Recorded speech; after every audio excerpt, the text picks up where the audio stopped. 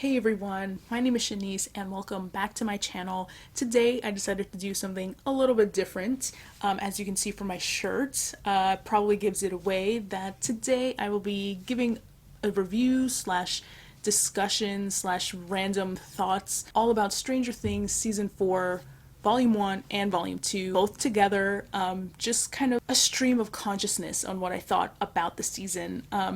There will be mega spoilers ahead, so just you're warned. By this point, I hope you have seen the season. I will start off by saying that this is my favorite season of Stranger Things. I have watched it, and I'm not kidding. I watched Volume 1 4 times and Volume 2 2 times, but I'm planning on watching it even more. I loved that the season was much more mature in terms of the scariness and the horror. Like, there were some really gruesome scenes, but I think that matches the growth of the characters themselves. Like, it wouldn't really make sense to keep it cute and lighthearted like it was in season 1, even though it had its creepy factors, but it wouldn't make sense to keep that tone. I am one of those few people, I guess, that didn't mind that the season was split into two. I think it gave us a lot of time to theorize and just come together as a Stranger Things community and just kind of guess what we thought was going to happen next. It did create a lot of hype, and some parts of Volume 2 were a little bit anticlimactic for me, but I think with more time, I will grow to appreciate Volume 2 as much as I loved Volume 1. I haven't had like this experience of being on the edge of my seat waiting for a show, for a new episode in years. I have a lot of random thoughts about this, so I'm just gonna dive right in, and this will be a bit scatterbrained. I have 6 pages of notes. I took copious notes for each episode, and so yeah, I'm just gonna pretty much go through things I liked, things I didn't, all jumbled up together, and yeah, hopefully I can say some interesting things that will sustain your interest in this video, and hopefully it's not too long. I didn't mind that the stories were so divided. Like, I liked the different groups, like the California group, the Hawkins group, you had the Russia situation happening. I liked how they all came together in the end. I know some people weren't really a fan. They thought it was maybe too tonally mismatched. But I liked it. It kept my interest up. Like, it had a bit of a dynamic, because once you got bored of one storyline, it switched to the next one, and yeah, it always kept you like entertained in different ways. I really like how the season begins. I think it does a really good job at showing us Dr. Brenner's most dominant traits. We see him sit down and set his timer to 10 minutes, and in those 10 minutes he does a crossword puzzle, and it seems like he does this every single day. So just from that opening scene, we know that he's very exacting, very precise. He likes repetition, he likes following a schedule, he seems to like testing and expanding his mind.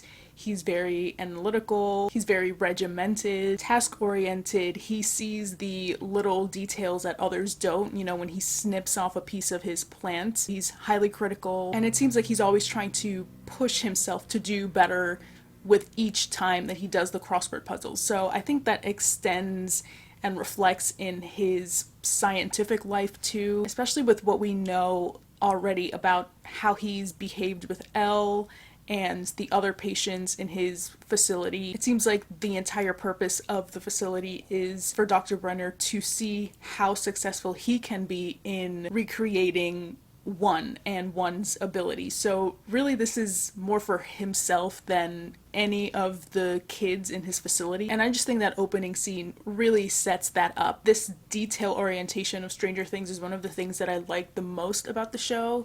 The writing is great in this way, the costume design is great, the production design, the music choices, like everything is trying to tell us something about the characters that maybe their dialogue isn't. One of those things is the sort of class differences that we see between the characters and their cars. So we know that Robin doesn't have a license and she doesn't have a car, so she relies on Steve driving her around to get to where she needs to, like in the beginning where they're both trying to get to the pep rally. And so that means that Steve, like we've known, is wealthy enough to have his own car, to own his car, kind of like Nancy. Jonathan, who's in California with Will and with Elle slash Jane and Joyce, Jonathan's car is broken, so he also relies on somebody else, Argyle, to drive him around. And then back at Hawkins with everybody else, we see that Max needs to take a school bus to get to school every day. I love the irony of Angela picking Helen Keller for the school project in the beginning,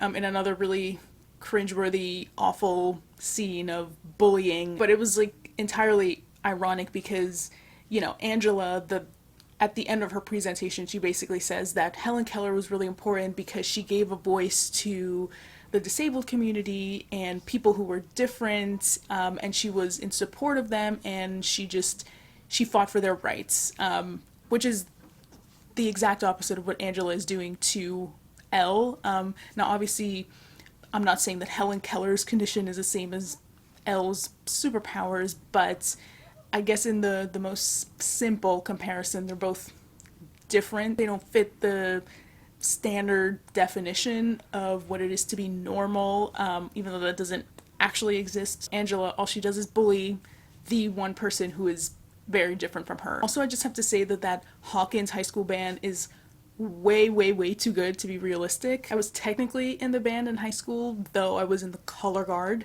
But I have to say, even though we had good musicians, they were not sounding like that. It did sort of annoy me how in that shot of the band playing, the camera sort of like tracks along the players of the band, and the audio track, depending on where the camera or who the camera is focusing on, will pick up that instrument more. So as it, tracks across the trumpets, you hear more of the trumpets, and then there's a part though that it moves and we see the clarinet player, Vicky, she's a clarinet player, but we hear flutes. Other details that I really liked were, one, that Max's hair in this season is a bit more muted, is not as vibrantly red as it has been in previous seasons. Now, season 3, I think generally is like the most neon of all the seasons, so like all the colors were very saturated. Season 4, I think, makes Max's hair just a little bit lighter, kind of shows us that maybe she's not paying too much attention to what she looks like because she's going through everything she's going through this season. And the clock in the show is obviously very major to the plot, but aside from the obvious moments where Vecna's clock is sort of signaling that a new death is coming or a new vision is starting, if you pay attention, there's a bit of a refrain of the clock ticking during the guidance counselor meeting between Max and the guidance counselor, and even later near the end of the episode when the Dungeons and Dragons game is taking place, Dustin rolls his dice, you hear like one chime in the background. So it really emphasizes that Vecna is watching everybody at all times. And I thought it was really cute that even though Max had such a strong pushback at going to Lucas's basketball game, we could see that she still listened to the game at home. So her whole anger, she just doesn't know how to communicate her feelings yet. She doesn't feel very comfortable doing that. But yeah, truly she does care for Lucas, and I thought that was really sweet. I loved the addition of Eddie. He's definitely one of my favorite characters from this new season, played amazingly by Joseph Quinn. And unfortunately for us who loved Eddie, well, we know how he ended. Bravely, if a bit unnecessarily. Eddie represents the nonconformist out there, and so I think it's fitting that he becomes a bit of a role model for both Mike and Dustin, but especially Dustin, because Dustin has a bit of experience already with feeling like the outcast within his friend group. As we saw in season 3, he sort of drifted and became closer to Steve, which, lucky for us, that became a thing. Something that I think this season really nails across the board is the transitions between scenes. Like, it could either be like a visual transition or an oral transition, a musical transition too. One that I can think of in episode 1 is the sound of Elle/Jane. I'm just gonna call her Elle because I don't know, the Jane thing, I know that's her real name, but she's Elle to me. So it's the scene after that very cringeworthy moment where, she is going to use her powers on Angela and her little posse, but she doesn't have her powers, so she just looks like a crazy person, like screaming with her hand out. So it's right after that moment, and she's on the ground like picking up the broken Hopper doll, and she's squeezing it, and you can hear the sound of the doll being squeezed. And then the next scene right after that is Joyce pulling on the rope that is attached to the doll that Hopper has sent her, or Enzo has sent her. And it's like the match between the sound of the Hopper doll being squeezed and also the sound of the rope tugging against the bark of the tree. Yeah, you have these nice like editing transitions, and then there's like later on in the season a shot of a disco ball that becomes the sun, and then there's a shot of like Robin trying to hop over the vines, and then it goes to a shot of a skateboarder. And I really like the really touching connection that he had with Chrissy. Rather unexpected, but I think they're both two people who are just misunderstood by most of the people in their age group who is surrounding them. And it just makes you wonder what friends or maybe even like boyfriend and girlfriend they could have been if Chrissy stayed alive. And I really loved how Eddie fully accepted Erica as soon as he met her. And I'm really hoping that in season 5, Erica has an even bigger role, because I just love her and her comebacks. And yeah, she just brings a levity to the series that I think is needed to sort of balance out all the dark energy that was especially in season 4. An awesome moment was the cross-cutting between basketball game and the Dungeons and Dragons game. I liked how it was basically the two Sinclair siblings who saved the day, and I liked how the editing went back and forth between Lucas winning the basketball game and Erica basically winning the Dungeons and Dragons game. Oh, and there's also the detail that I thought was kind of sad. It's in Max's trailer later that night when she's back at home. Her mom's like fallen asleep on the couch and the TV's still playing, and whatever she was watching, I guess a soap opera or something, one of the characters in it is named Billy, and so you can hear in the background like the dialogue of the show, and it's like a woman talking to a Billy, like a loved one named Billy. As for Chrissy's death, the climax of the first episode, I of course feel bad for Chrissy, but I'm not totally obsessed with her as a character, like I think a lot of people online are. I think people are going around, you know, with hashtag justice for Chrissy, and I think it's sweet, and she seemed like a sweet person, but I just didn't have enough time with her to like care all that much about her, but obviously she's the setup to the whole season for what Vecna is doing to the people in Hawkins. More details that I like. We see that the Munsons, so Eddie and his uncle, have a mug collection and like a trucker hat collection, which I thought was really cute. But I will say, I am very surprised that the uncle, I forget what his first name is, but Mr. Munson, he was never a suspect for whatever happened to Chrissy. We know that he's the one who discovers Chrissy's body. Eddie is nowhere to be found because he's fled, but the police seem to just believe him that he has no part in this crime. Like maybe they checked with his work and he had an alibi, but like as incompetent as the Hawkins police force is, seems like they would have made the mistake of like assuming that the uncle was also part of it too, since they clearly think Eddie did it even though he didn't. I did love Murray this season. In other seasons I found him a little annoying. This season I thought he was genuinely really funny, like when he read the really badly written ransom notes, and he was like, Hopper is alive, no government please, like who is gonna believe this? So yeah, I thought he had like great lines this season, and I liked his arc. I mean, he got to be like the action hero by the end with the flamethrower, so yeah, good job, Murray. I am curious though, is his Russian like passable as native Russian? I know a lot of the plot lines in the show are supposed to be a little gimmicky, they're supposed to be more for spoof factor of taking a concept that worked in like 80s movies and like placing it here, and I guess Russians as the enemies in 80s movies was a thing, so like I guess the show's playing into that. Murray passing as a Russian thug who can just converse with the guards and they believe that he was Russian. Like, is his Russian that good to be passable as like native pronunciation? I don't know. So if Elle only went to Rinkomania once with Joyce for a work trip, like how does she know how to rollerblade so easily? For her to, I guess, have just done it once, and now she knows how to skate like everybody else who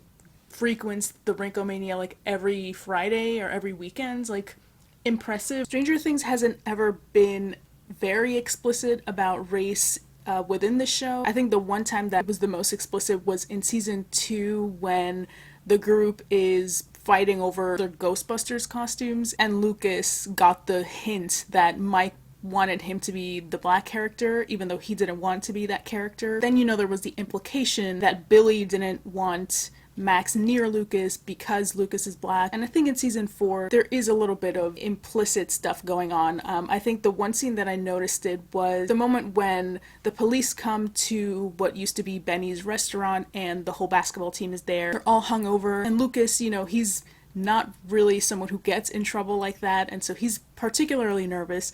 And I think race maybe plays into that. And I liked the moment. It was very short. And again, I don't know if it was totally intentional, but I read something in it. It was the moment when Lucas is outside of the restaurant and he's really nervous because the police is here and I guess he doesn't want to get in trouble.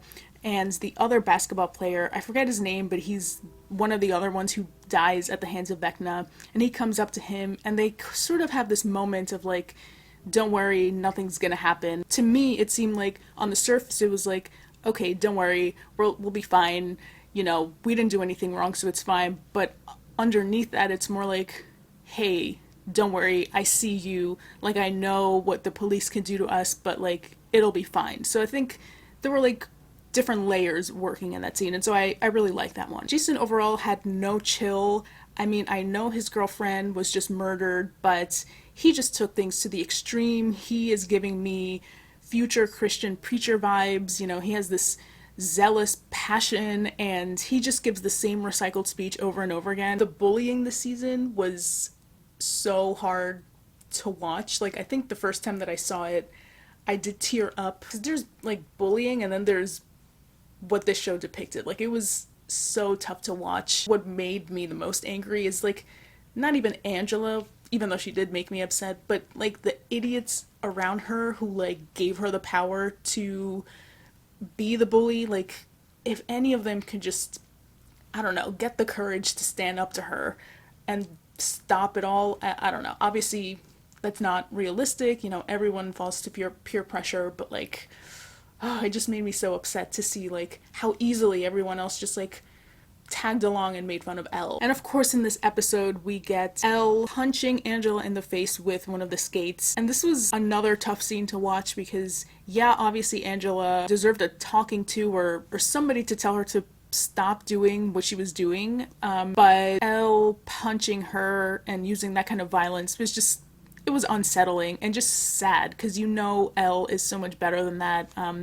But she just doesn't know how to handle herself, and it's almost like a self-fulfilling prophecy because she thinks she's a monster, and then she does things like this, so she then believes that she definitely is a monster, like validates her own insecurities. So I think it was a good teaching moment for 11 to just never let it get to this place again because this doesn't have to be you. So Dr. Owens is back, and I like him as a foil to Dr. Brenner because, they're both obviously scientists. They both participated in the experiments at Hawkins Lab, and so they're both sort of responsible for what has happened to 11, but it seems Dr. Owens is more apologetic for what he did, and he ultimately gives 11 a choice in a way that Dr. Brenner never does. And a huge shout out to Paul Reiser, who just does an awesome job as Dr. Owens. He's not as sharp as, Dr. Brenner is. He has a bit of a softness and charm and like humanity when he's speaking. So yeah, I prefer Dr. Owens to Dr. Brenner, though he's not perfect either. Now, two of the characters that annoyed the hell out of me this entire season, I'm sorry to say it, but it is Jonathan and Argyle. I am not into stoner comedies at all. Like, this is very unpopular, but I think The Big Lebowski is a terrible movie. It's not funny. I'm so sorry, but it's so boring to me. Like, there's no dynamic. It's just like the same joke over and over again. I think like maybe you have to be high to find it funny. Maybe that's the gimmick. I just found their banter really annoying. There was like that stupid blip blip scene between them where they sang the song. Like, I felt like Will the entire time when we were with Jonathan and Argyle. Just like, you could tell Will is over all these people around him. I felt like that in high school too. Like, I just want to be away from these stupid people. I don't find them funny anymore. And I feel like it was an injustice to do that to Jonathan. He was never a perfect character at all, but he had some depth to him in the previous seasons. And I especially liked his relationship with Nancy and obviously with his brother Will. And I think the show sort of explained his drug proclivity this season to how he's dealing with his emotions and stuff, but it just, I don't know, it just didn't fit him to me. Similarly, like if Nancy was all of a sudden a stoner, that wouldn't have made sense to me either. So yeah, a little disappointed with that turn of events, but hopefully he has a better storyline next season, and Argyle is just Argyle, you know. I don't know like what's happening to him in season 5, because I mean, I'm assuming he has family in California, but now he's in Hawkins. And though I did not love Argyle and Jonathan, I will give them that line, or those two lines where Jonathan tells Argyle to please pass the olive oil, and Argyle says, no, that's wine. It was really interesting to compare how Mike and Elle communicate and how Max and Lucas communicate. In episode 3, we get the really heartbreaking scene where Elle reveals how she's feeling to Mike, and Mike does the thing where people try to be sympathetic to other people's issues by sort of relating it to what they've gone through, but in doing that, they're maybe diminishing the severity of what the other person is going through, or like how individual it is and unique it is to them. And so Mike was trying to do that, but he wasn't really listening to what Elle was saying. Simply, she was basically like confessing to being really depressed, and being really singled out and really bullied.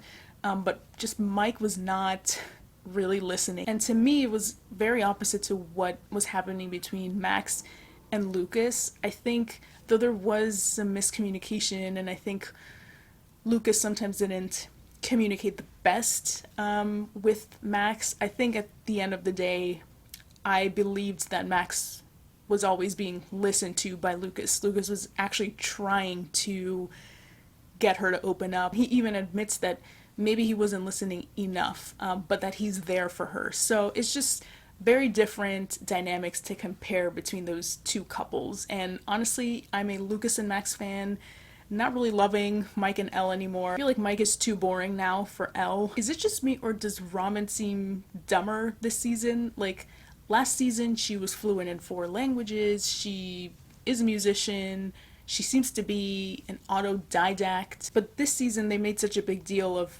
like how incredible it would be for her to pass as an intellectual when they were trying to sneak into the mental institution, the asylum. Like, this season she's more ditzy, erratic, and very nervous, whereas last season she was more composed. So I still like Robin, but like it just felt like a different character. I did have a lot of questions in this episode. 1, why does Yuri sound Italian? Why does Hopper's leg have to get broken in the process of removing his chain? I don't know why the prisoner that helped him do it couldn't just like separate the chain in between his feet. Like, I don't know why he had to bash his ankle in. Also, like, how is Hopper just running about and walking about with this broken foot, ankle, leg? And also, how long can someone run barefoot in the snow? I feel like that would lead to frostbite pretty quickly, and it seems like Hopper is just running through the town, through the mountains, completely barefoot. Generally speaking, though, I loved Hopper's breakout. That was absolutely one of my favorite scenes. I liked the shootout in the shed. I liked how he escaped up the mountain through the trees and went to the church. Like, I love the whole thing. This episode is just loaded with great scenes. The shootout, the one-take shootout, was phenomenal and came out of nowhere, which I think added to that suspense and added to that tension. Another question, what was the point of the shot where Joyce is in the plane and she's getting her carry-on bag from the top cabin and she sees that it's open and she, closes it up really quickly and then leaves? Like, I thought that was gonna have some sort of payoff where, like, maybe the 40K, like, maybe there's some money missing and something's gonna go wrong with the transaction, but, like, no, it was all there. The problems would arise in, like, other areas of the transaction. And then I just have some questions about the Creels. I'm hoping that in season 5 we get to see just how Henry got his powers. Was he born with differences and supernatural powers, or did he gain them along the way? Like, did he teach himself how to do this? How did Henry's mom know that Henry had supernatural powers? Because it seems like she's the one who noticed it and sent him to Dr. Brenner. And also, like, how did she hear of Dr. Brenner? How did she know about the lab and what was going on there? And I do have questions about how Victor was able to escape the curse. I know, like, he was listening to the Ella Fitzgerald song, but we see that when he's explaining it to Nancy and Robin in the asylum, and we're like in his memory and his flashback, we see that once he comes out of the trance, there actually isn't music playing in the house.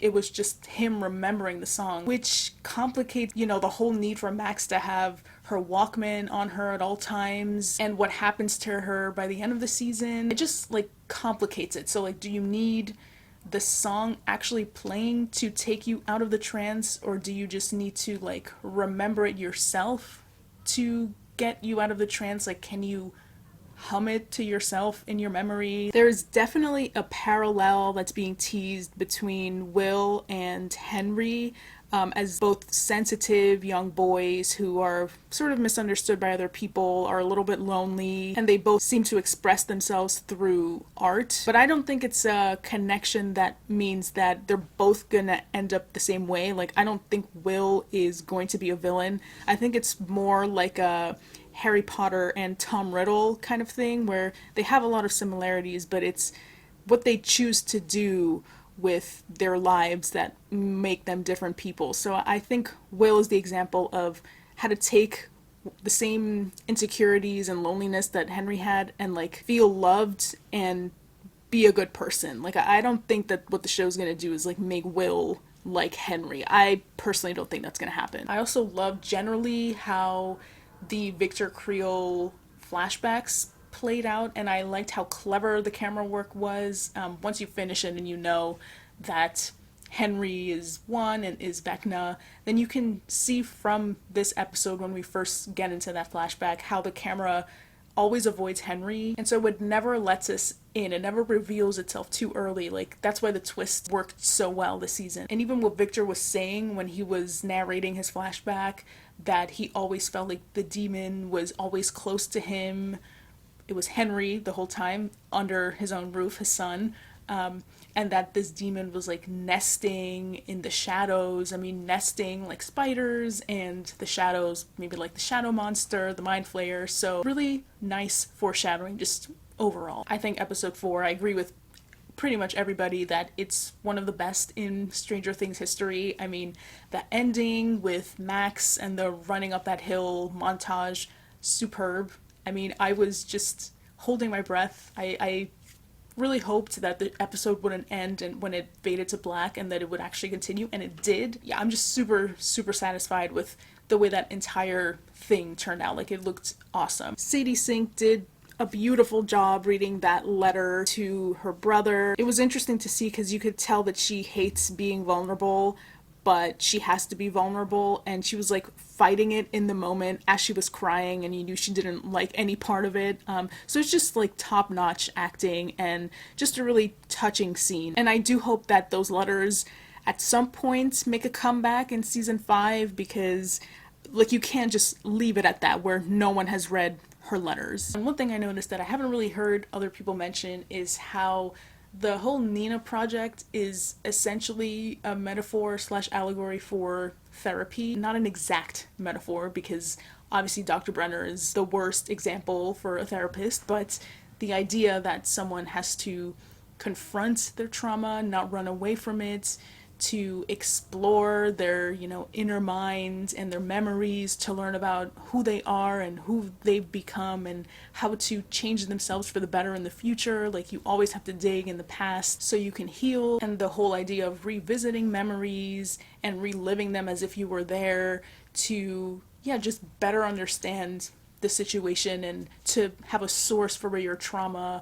started, all of that. I feel like it's a perfect metaphor for therapy sessions. I found one as the employee of the lab to be just as creepy as Vecna. Like that super sweet voice and his little hair pulled back, like it always seemed odd and creepy and weird. So I was always suspicious of one because yeah, he does not look normal. I was cracking up at the scene when the group is in the desert trying to bury the unnamed agent man, and Argyle is freaking out and Jonathan's trying to calm him and it's not working, so Jonathan entices him with his purple palm tree delight, and Will is in the background and you could see him just like throw his hands up in the air, and he's basically exasperated by these fools, these stoners who've completely lost it. He thinks this is the worst time to get even higher than they already are. So I just cracked up because, like I said, Will is over all of these people. And one thing that I'm still a little doubtful about is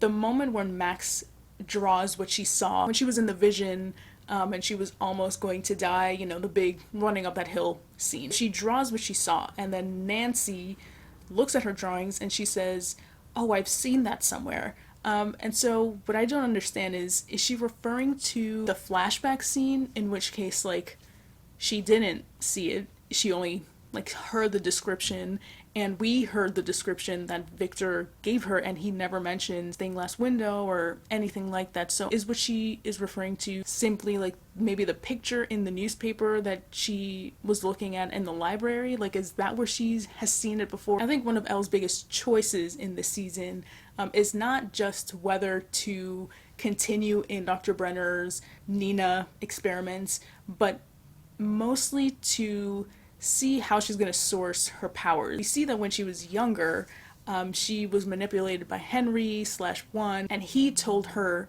that he found his strength in focusing on a bad memory, something that made him angry, and that fueled his power. And so she listened to that. But we see that she made the choice to instead focus on a happy memory, specifically one about her mom, and later on we see that it's also about her friends, and those she loves, and that's really where she gets her power, and that's the power that's even stronger than the power that comes from being angry. I'll admit some of the CGI this season was a little bit funky, kind of Uncanny Valley-ish, especially with the younger 11. I know they did their best, but yeah, sometimes when they got close up to her face, it just looked very unsettling. One thing that I have never noticed until this season is that in the Upside Down there seems to not be water, but somehow there's always a storm and lightning. Season 5 needs to have that explained a little bit more too, and I also need Season 5 to include more of Mrs. Wheeler doing something. I know she's like one of the adults, and one of the running jokes is that the adults are never around, and they never suspect anything really, they're just oblivious to what their kids are doing, but I feel like Mrs. Wheeler has a bit of a rebellious spirit, and I also kind of think that the Sinclairs do too. They're just hiding it a little bit, but I would be curious and excited to see like what else they have to offer in season 5. I feel like the adults are gonna have their moments. While the scenes at Susie's house were cute, I did think sometimes it just felt overlong, and it does seem a little bit implausible that Argyle's pizza van is just like able to manage this journey from state to state, like from California through Nevada to Utah. It's like, it's a lot. So I don't know how that van made it. Mr. Wheeler, as always, is quite annoying, and in this episode especially, his Reagan politics are showing with the way he's responding to the police and like encouraging them to arrest their kids. I think the Wheelers' somewhat conservative nature, although that's not really central at all to the story, hasn't fully rubbed off on their kids because, and this is something I did like, so Nancy is obviously a gun owner, but she seems to be a really, really responsible one. I like the moments where she's asserting that, you know, of course she knows where her gun is, there's a child in the house, and I think that's realistic to the region, you know. I don't think this show is trying to be like pro-gun or pro-NRA or anything like that, but it is Indiana, and it is the 80s, and yeah, I feel like that culture absolutely exists in this region of the US. So yeah, it makes sense. They're not like hitting you over the head with it, I don't think. But I like that Nancy is a responsible gun owner. Number 2, the patient in Dr. Brenner's Lab is so bad at hiding that he's a bully. I mean, that scene where Dr. Brenner's trying to find out who caused Elle's concussion had like the easiest job of figuring out who did it because, I mean, two basically insulted Elle in front of everybody, calling her stupid and clumsy and pathetic. I mean, at least if you didn't want to get caught, which you clearly didn't because you threatened Elle that if she told anybody that he would kill her, which is extreme and like very Jason-esque. But for someone who didn't want to get caught, he just basically volunteered himself. We will eventually need more information about why the Upside Down is stuck on the day that Will went missing. Like, how did the Upside Down turn from what we see it looked like in later episodes in the season to Hawkins upside down the day that Will disappeared? More explanation needs to be given, so I expect a lot of that in season 5. And just like I previously said that I felt Robin this season was portrayed like a little dumber than she was in the last season, I feel like a bit confused about how Eddie was supposed to be, because on the one hand I think he's smart. I mean, I think you have to be at least a little bit smart to play D&D, and I mean, to be really into Tolkien. Tolkien's work is not like super easy and accessible, at least not to me. Like, it's very dense and like historically fantastically based. Like, there's a whole lore and mythology surrounding it, so like, I don't know, he seems to be well read. He plays D&D. He's really good at playing D&D. He's a musician. At the same time, Eddie like doesn't know what hive mind is. He needs that explained to him, and he also doesn't know that SOS is in Morse code, so that didn't really make much sense to me. Like, is he supposed to be dumb, or is he not supposed to be dumb? I like how in episode 7 we finally see the shots that we saw in Victor Creel's flashback scene, but now including Henry. Now the camera actually goes to him and shows what he has been doing this whole time. But how is it possible that his tattoo didn't burn away with the rest of his skin? It's like everything got burned to a crisp except that one little patch that had his number. I do have to give all the props to Jamie Campbell Bower, because that little monologue that he had in episode 7 was fantastically acted. I mean, I don't know. I would be terrified to be Millie Bobby Brown in that scene. Like, he seemed completely invested and cold and creepy and just angry, and yeah, just a fantastic job. And Millie Bobby Brown this entire season, she's always great from season 1, but like this season especially seemed really draining. She cried for practically every scene, and if she wasn't crying she was screaming, and if she wasn't screaming she was like looking at the camera angrily, or being bullied. And that song that they used for Vecna's monologue, fantastic. Just elevated it and made it really grandiose and climactic. It was a great choice. And the same can pretty much be said for Sadie Sink, who did a phenomenal job too, and David Harbour, who was beaten up for the entire season. And I think episode 7 just generally is a perfect way to end volume 1. I mean, it just leaves you with enough of a cliffhanger so that you can't wait to watch the next part, but it gives you some answers too, so that you're not completely unsatisfied. And I loved the reunion when Hopper finally turns around and sees Joyce and Murray and Yuri there also, but it was just really touching and a good moment to leave off this first volume. How the hell did the Russians keep the Demogorgons alive? Because we know that if the gate closes, that any of the upside down animals that are outside of the gate also die. So how are these Demogorgons just alive and roaming in Russia? What are the Russians even doing to them? I mean, are they making them reproduce? Like, what is going on? Basically, I want answers. Something else that didn't really add up is we've seen the Demogorgons' strength before. They knock down doors, eat their way through brick walls, and yet somehow in episode 8 we see that the Russians have done some sort of surgery, or are in the process of doing a surgery or a dissection on a Demogorgon, and the Demogorgon is like tied down to a gurney. How is it still in captivity? Like, we know that it's really strong to, like I said, break through doors, break through brick. Why can't it just escape? It's making a comparison of the violence that the Demogorgon enact on humans and vice versa. So how bad is it what the Demogorgons are doing to the humans if the humans are equally doing horrible things to the Demogorgons too? And I thought that Hopper deciding to shoot the dissected Demogorgon was very similar to what Jonathan did in season 1 when he and Nancy were in the woods and they came across a wounded deer that was bleeding out and suffering, and Jonathan just ended its misery by shooting it. And another connection to a previous season that I found, and I'm sure all of you did too, is when Max says presumptuous again, and I think it was in season 2 when she used the word presumptuous and Dustin didn't know what it meant and he thought it was a compliment. I do admit that I did want a little bit more from Will's supposed coming out scene, mainly because of what the Duffers built up to. In all the interviews that I saw in between Volume 1 and Volume 2, they said that yes, Volume 2 explicitly addresses this, and I don't feel like it was very explicit. It was implicit, and I can understand the context of it being the 80s and Will not really feeling comfortable fully saying it to anybody yet. That's realistic, but just like don't make it seem like it's going to be explicit if in reality it's not. So that scene with Will showing Mike the painting and just him crying in the car and Mike not noticing it at all. Really sweet, beautifully acted by Noah and Finn. I mean, they both did a great job, but I just can't stand Mike anymore. So yeah, credit to both.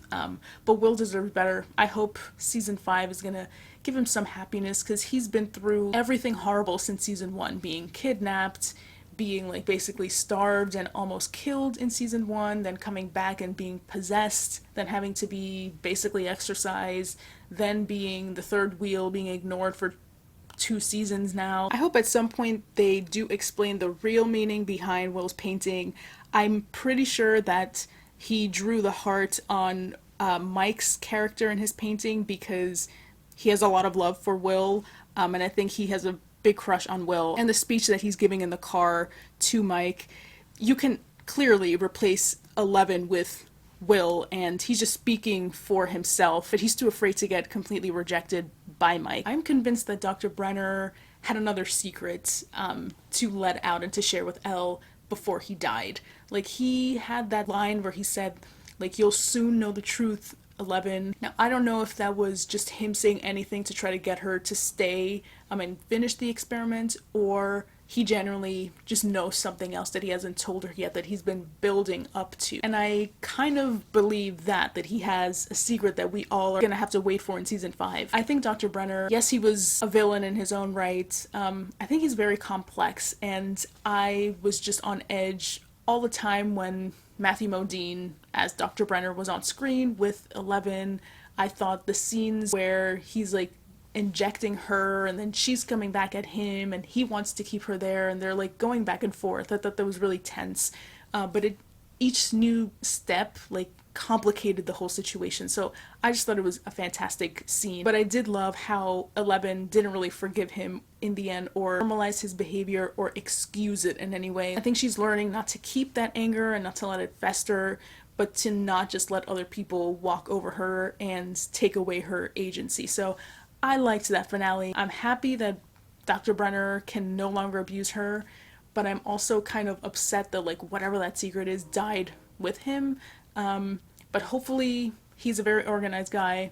We know he likes to keep his files and his records, so maybe there's evidence of whatever secret he had lying around. And what beautiful music that they chose to put during Dr. Brenner's death. Also, is Dr. Owens alive? I really loved the helicopter crash. I thought that was awesome, mainly because we can really see how strong 11 has become through this Nina project training. Even though you know that, even if you don't want to admit it, Dr. Brenner is probably right in that without finishing the project, she's not going to be strong enough to defeat Vecna, but still taking down that helicopter and like making it explode was pretty awesome to see. I love the scene when the whole group is like assembling their weapons and they're in the field and they're kind of having alone time, kind of their last alone time before the battle begins. And Erica has a moment with Lucas where she admits that she goes to the basketball games because she cares for her brother, and Dustin and Eddie are having their little moment, and Steve and Nancy are having their moment, and Journey is playing in the background. It was just, you knew that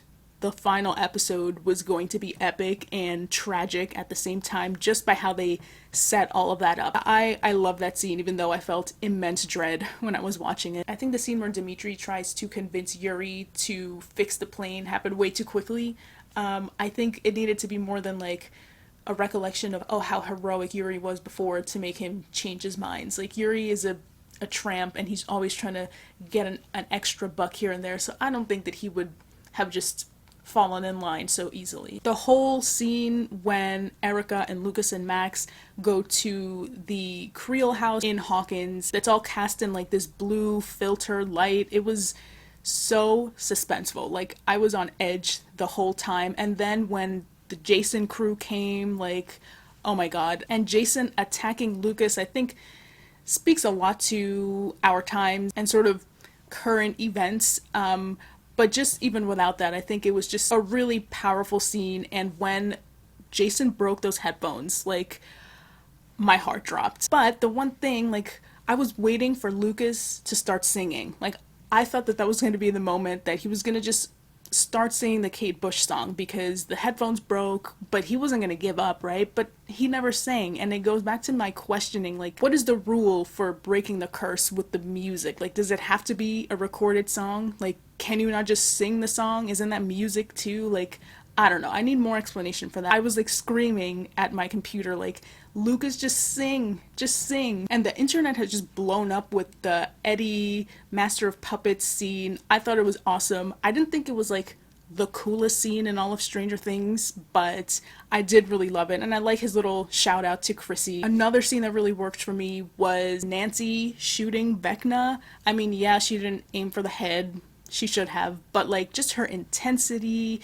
she just looked super cool, really badass. I'm also not fully satisfied with how the Duffer brothers connected all the seasons together. It feels very much tacked on to the end of season 4, because now they need to like wrap it up and connect everything, but it doesn't feel organic. Like, it's evident to me that this was not the idea when they made episode 1 in season 1. Like, the story has evolved and changed, understood, but it feels a little bit tacked on in the end. And in season 5, I'm very much expecting Callie from that horrible episode in season 2 to come back and like team up with 11 or something, because if they're gonna defeat Vecna, they're gonna need like extra strength. So yeah, I'm expecting to see her make a comeback. I've seen the theory running around online about one potentially being 11's father, and up to this point I thought it was ridiculous. It would be like a very much a cop-out.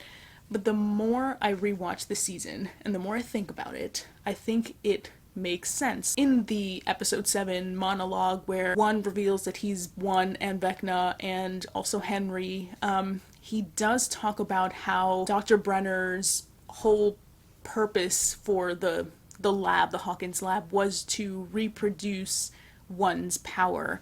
And he did it so many times that in the end 11 was born. So that could be just metaphorical language, but I don't know. If you read into it, it kind of does sound like maybe one was like in a way abused, or in a way like somehow became Elle's father. And it would explain why, even though patient 2 clearly had the strongest powers in the group, Dr. Brenner sort of didn't care for him. He always saw the most potential in 11, and I don't know how he knew that. I don't know what gave it away. Like, it would make sense if he knew who her father was, that it was one. Like, that's why he had a preference for her. That's why he had so much faith that she could be the successful experiment. And why is Vecna censoring his entire plan on Hawkins? Like, I know Hawkins is the site of his own trauma and the experiments that were done to him and the site of all the murders, how he murdered his family. So I get his attachment to Hawkins, but also, like, if you have that much power and you're so evil and you claim that like humans are the pests of the world, like,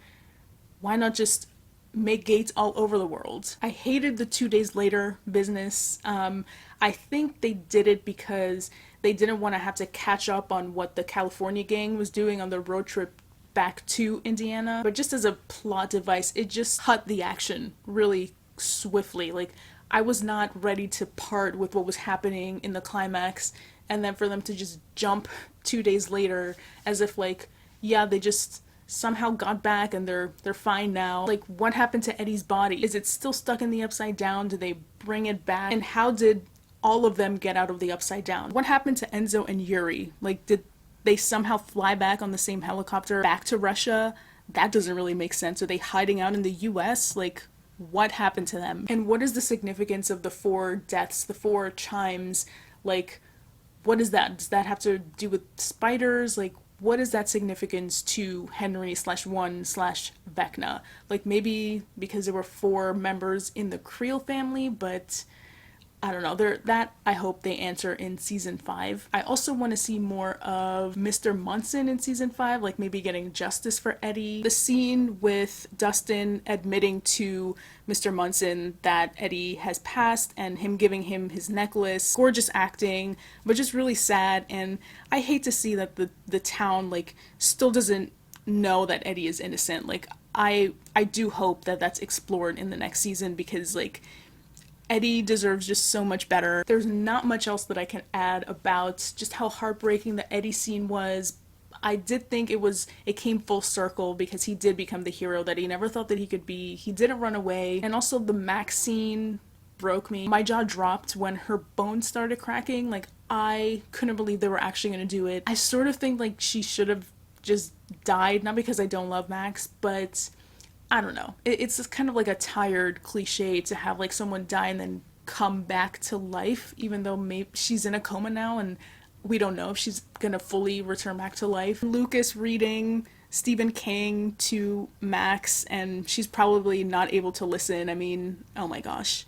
I love this couple so much. Ooh, what else? I loved the scene that we saw with Elle reuniting with Hopper. Never make a date on the show. Like, clearly that Enzo's date is not gonna happen because Hawkins is on fire. And I liked the pairings at the end. There was the whole shot where everybody's looking at the flowers on the ground that are turning black, and then they look up and you could see the pairings. So you have Joyce and Hopper, one pairing, you have Eleven sort of in the front, you have Nancy and Jonathan off to the side, and then you have Will and Mike. So Will got his pairing, even though to Mike, they're just platonic friends. Give all the actors their Emmys and Golden Globes. Honestly, Sadie Sink, Caleb McLaughlin, Winona Ryder, David Harbour, Millie Bobby Brown, Noah Schnapp, like all of them. I think the acting this season was phenomenal. All the song choices were phenomenal. I think episodes 4 and 7 in particular should win some awards. I think those are some of the best in the season. So I guess now we just wait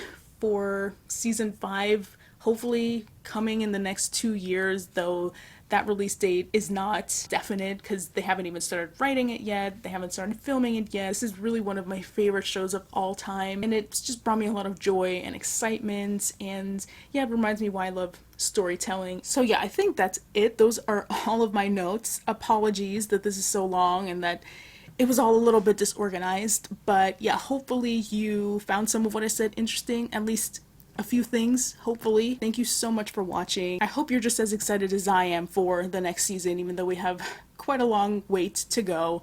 But yeah, thank you so much for watching. Like, comment, and subscribe. Tell me what your favorite scenes were. What didn't you like about the season? What did you like? Is this your favorite season? Just let me know. I'm so interested. And yeah, I will see you all next time. Bye.